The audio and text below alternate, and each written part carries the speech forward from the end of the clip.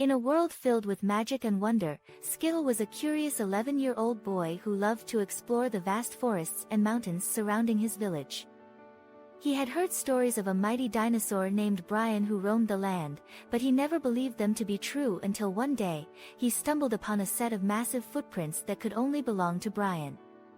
Skittle had always been fascinated by the forest, and he often wandered through it, looking for new adventures. He had a keen sense of direction and could navigate his way through the dense foliage with ease. As he followed the footprints, Skittle noticed that they led to a nearby mountain. He knew that this was a dangerous journey, but he couldn't resist the urge to see the dinosaur for himself. He packed some food and water and set off on his journey. Skittle had never climbed a mountain before, but he was determined to reach the top.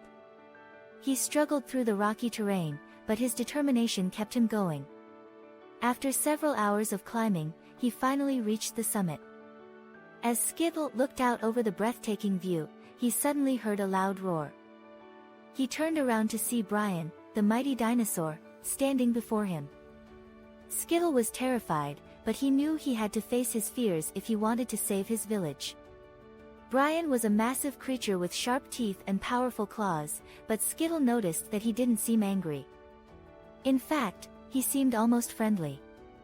Skittle cautiously approached Brian, holding out a piece of fruit as a peace offering. To his surprise, Brian sniffed the fruit and then gently took it from his hand. Skittle realized that Brian wasn't a monster after all, he was just a misunderstood creature. Over the next few days, Skittle and Brian became fast friends.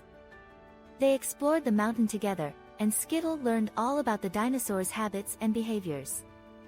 He even taught Brian a few tricks, like how to play fetch with a stick. One day, while they were exploring, Skittle and Brian stumbled upon a dark cave. Skittle felt a sense of foreboding, but Brian seemed excited to investigate. As they entered the cave, they heard a loud roar. Skittle realized that they had stumbled upon a dragon's lair. Skittle knew that he had to face his fears and confront the dragon if he wanted to save his village. He grabbed a nearby stick and bravely entered the dragon's lair. To his surprise, the dragon wasn't angry, he was just scared. The dragon had been causing chaos in the village because he was afraid of being hunted.